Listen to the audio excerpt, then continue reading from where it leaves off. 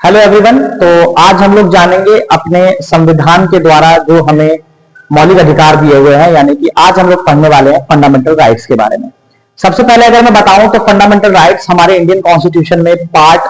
3 में दिए हुए हैं और आर्टिकल 12 से 35 तक। अगर हम बात करें टोटल फंडामेंटल राइट्स की, तो एट प्रेजेंट अभी हमारे इंडियन कॉन्स्टिट्यूशन में टोटल 6 फंडामेंटल राइट्स जो है दिए हुए हैं, जो कि हैं राइट टू इक्वालिटी यानी समानता का अधिकार, राइट टू फ्रीडम यानी कि स्वतंत्रता का अधिकार, राइट अगेंस्ट एक्सप्लॉयटेशन यानी शोषण के विरुद्ध अधिकार, right to freedom of religion यानी कि धार्मिक स्वतंत्रता का अधिकार, कल्चरल एंड एजुकेशनल राइट्स यानी कि सांस्कृतिक एवं शिक्षा संबंधी अधिकार,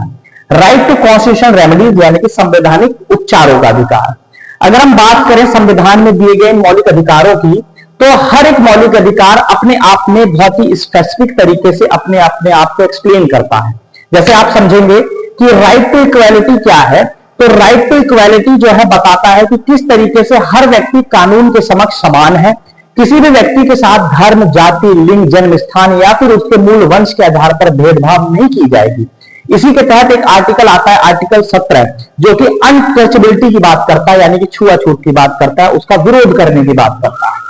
अगर आप देखेंगे राइट टू फ्रीडम, तो राइट टू फ्रीडम जो कि स्वतंत्रता का अधिकार है, जो हमें आजादी देता है बोलने की, अपने विचारों को प्रकट करने की आजादी देता है, कहीं पे भी घूमने की आजादी देता है और साथ ही साथ कोई भी व्यापार करने की आजादी देता है। आर्टिकल इसके अंदर आप अगर आप देखेंगे तो 19 से 22 के बीच में एक आर्टिकल आता है आर्टिकल 21 का ए, जो कि बहुत बाद में ऐड किया गया है। उसके बारे में अगर हम बात करें तो आर्टिकल 21 का ए जो कि कहता है RTE, right to education act, जो कि 2009 में पारित किया गया था, 2010 में उसको लागू किया गया। जितने भी स्टूडेंट्स हैं ये जानना इनके लिए बहुत जरूरी है कि आरटीई क्या है। आरटीई कहता है कि हर बच्चा, जो भी 6 से 14 साल का जो बच्चा है, उसको फ्री और कंपलसरी एजुकेशन प्रोवाइड कराई जाएगी, ये उसका फंडामेंटल राइट्स होगा। ठीक, उसके अगर हम बात करें तो राइट अगेंस्ट एक्सप्लॉयटेशन यानी कि शोषण के विरुद्ध अधिकार, किसी भी व्यक्ति का शोषण किसी भी प्रकार से नहीं किया जाएगा। Right to freedom of religion यानी कि धार्मिक स्वतंत्रता का अधिकार, यानी हर व्यक्ति स्वतंत्र है किसी भी धर्म को मानने, उसका आचरण करने और उससे रिलेटेड व्यवहार करने के लिए। कल्चरल एंड एजुकेशनल राइट्स की बात करें, सांस्कृतिक एवं शिक्षा संबंधी अधिकार,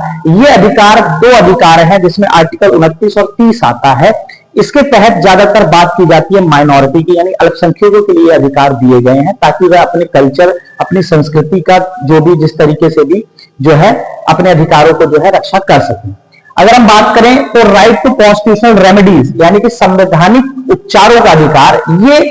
इतना इंपॉर्टेंट अधिकार था कि डॉक्टर अंबेडकर साहब ने इसको जो है heart and soul of Indian constitution कहा, यानी भारतीय संविधान की हृदय तथा आत्मा।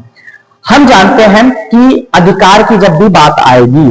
तो भारतीय संविधान हमें यह अधिकार देता है कि अगर किसी भी प्रकार से हमारे अधिकारों का हनन किया जाता है तो हम डायरेक्ट सुप्रीम कोर्ट का दरवाजा खटखटा सकते हैं, और किसी भी स्थिति में डायरेक्ट सुप्रीम कोर्ट जाना असंभव है, लेकिन फंडामेंटल राइट से जुड़े किसी भी मामले में हम डायरेक्ट सुप्रीम कोर्ट जा सकते हैं और उसमें अपील कर सकते हैं। शायद इसी को देखते हुए इस आर्टिकल को, आर्टिकल 32 को हम लोग जो है heart and soul of Indian constitution के नाम से भी जानते हैं।